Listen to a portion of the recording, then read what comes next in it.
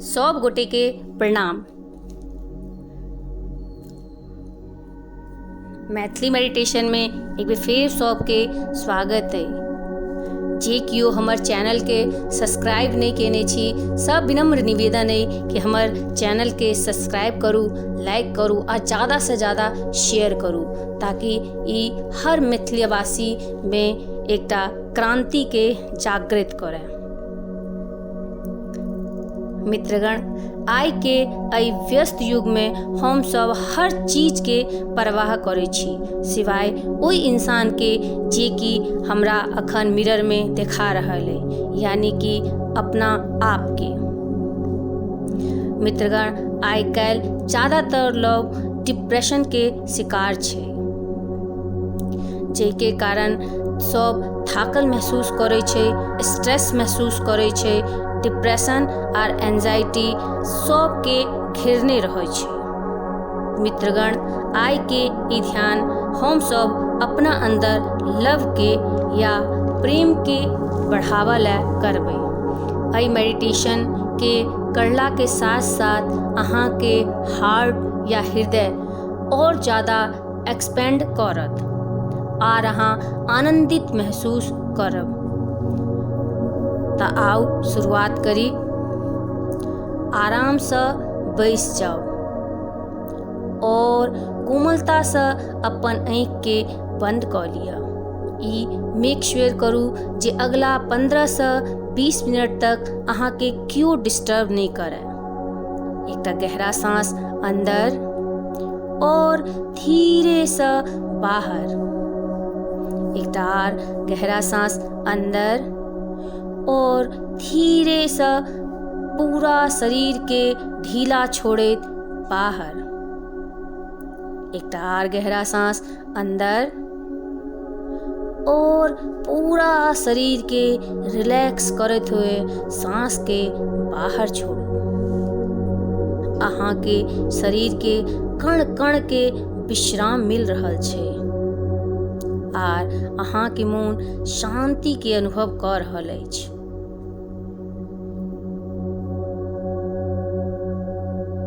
आई शांति के समंदर में और गहरा उतरत चल जाओ। मित्रगण, अगर अहाँ के जीवन में कोनो चमत्कार नहीं भेलै तो अहाँ चिंता नहीं करू। अहाँ खुद से प्यार करनाइ सीखू,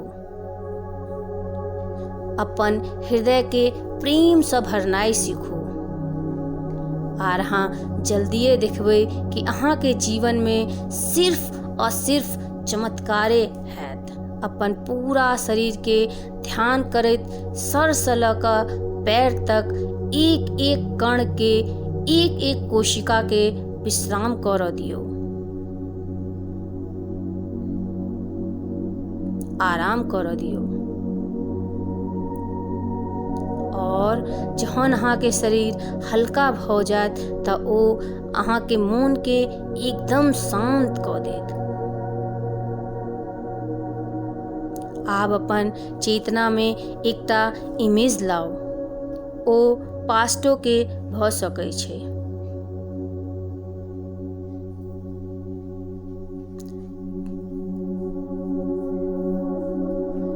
जखन अहाँ अपना आप के प्रेम में महसूस के लिए, ई ओ घटना भ सकै छै जखन अहाँ के पार्टनर अहाँ के कोनो गिफ्ट देने हुए, या अहाँ के माँ अपन थाली में से एकटा रोटी निकाल कर अहाँ के देने हुए, या फिर अनजाना व्यक्ति से कोनो मदद भेटल हुए, या अहाँ के बहिन अपना हिस्सा के चॉकलेट अहाँ के देने हुए। ई किच्छो भ सकै छै, किच्छो। एहि घटना के अपन मानस पटल पर एकदम स्पष्ट रूप से देखनाइ शुरू करू और जेना जेना अहाँ एहि घटना में डूबि रहल छी, अहाँ फेर से प्रेम के अनुभव करऽ लगबै। Allow the vibration of love to flow through of your whole body. Your whole body is being drenched in the energy of love. Energy of love. Energy of love.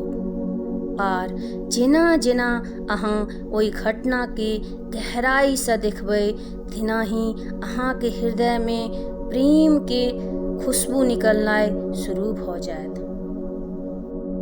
अहाँ एकरा पूरा तरह से स्वीकार करू। आब अहाँ के मन एकदम शांत भ चुकल है। अहाँ के हृदय में प्रेम के लहर स्वच्छंदता से एक रिलैक्स्ड वे में अपना आप निकलनाइ शुरू भ चुकल है। पूरा शरीर में प्रेम के बारिश से सरोवर क रहल अछि। मित्रगण, अहाँ तखन तक ककरो प्यार नहीं क सकै छी जाबे अहाँ खुद से प्यार नहीं करब। मित्रगण, अहाँ के हृदय में जे प्रेम के तालाब है ओ सरोवर ओ प्रेम से भरल नहीं हुए ताबे अहाँ ककरो कथी द सकै छियै। त ने अहाँ अपन करियर के प्यार क सकै छी, ने अपना काज के प्यार क सकै छी, ने कोनो रिश्ता में प्रेम दिखा सकै छियै। एकटा रिसर्च कहलकैया कि कियो अहाँ के तखने प्यार करत जखन अहाँ खुद के प्यार करबै। एहि मेडिटेशन के उद्देश्य इहे छै। आब अहाँ के पूरा शरीर प्रेम में डूब चुकल है। अहाँ पूरा तरह से आनंदित भ रहल छी। अपन चेतना के एवे फेर से अपन सांस पर केंद्रित करू और साथ साथ अपन पूरा शरीर के साक्षी भाव से देखत जाओ। अहाँ के पूरा शरीर प्रेम के ऊर्जा में डूब चुकल है। अहाँ पूरा तरह से आनंदित महसूस कर रहल छी। पूरा तरह से आनंद में डूब जाओ। आप अपन दायां हाथ के अपन हार्ट के ऊपर राखो। अहाँ महसूस कर सकै छी कि अहाँ के हार्ट एक्सपेंड कर रहल है। आप अहाँ इमेजिन करू कि अहाँ के हृदय में एकटा कमल है, लोटस इन योर हार्ट। ये कोनो साधारण कमल नहीं छै, बल्कि प्रेम के लोटस छै, लव के लोटस छै। ई लोटस, ई कमल बंद छै एकटा कली के रूप में। मित्रगण, हमर सबके मनुष्य जीवन के सच्चा स्वरूप प्रेम छै, आनंद के जॉय छै। मित्रगण, इंसान के सच्चा स्वरूप प्रेम छै।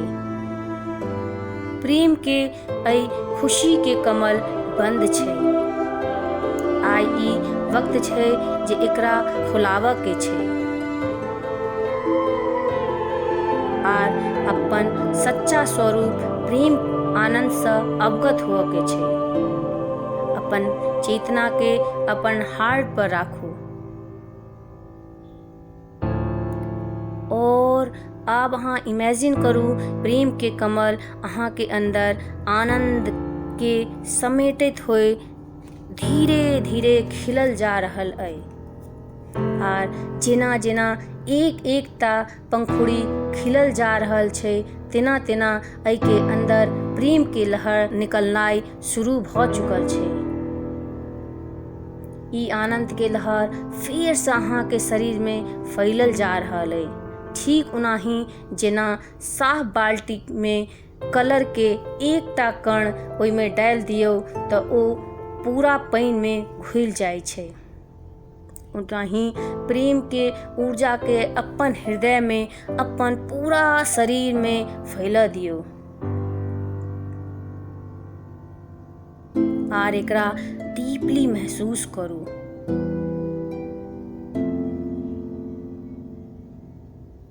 अहाँ महसूस करू जे सांस के साथ अहाँ के हृदय और ज्यादा स्पेंड कर रहल है। सांस के साथ अहाँ के हृदय के प्रेम के कमल खिलल जा रहल है और अधिक तरंग निकलल जा रहल छै। आर ई तरंग शरीर के प्रेम के सरोवर में डूबल जा रहल छै।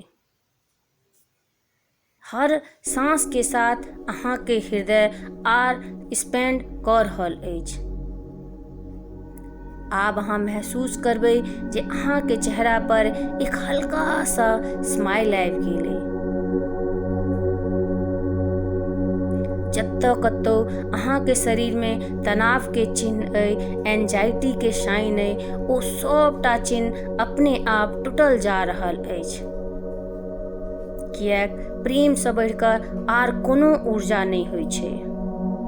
मित्रगण, आइ काल्हि हार्ट के बहुत सारा बीमारियां भऽ रहल छै। ओहि के कारण छै हम सब अपन हार्ट के पॉज कऽ देने छियै। ओहि के अंदर प्रेम नहीं भरल छै। Enjoy this wishful situations more and more.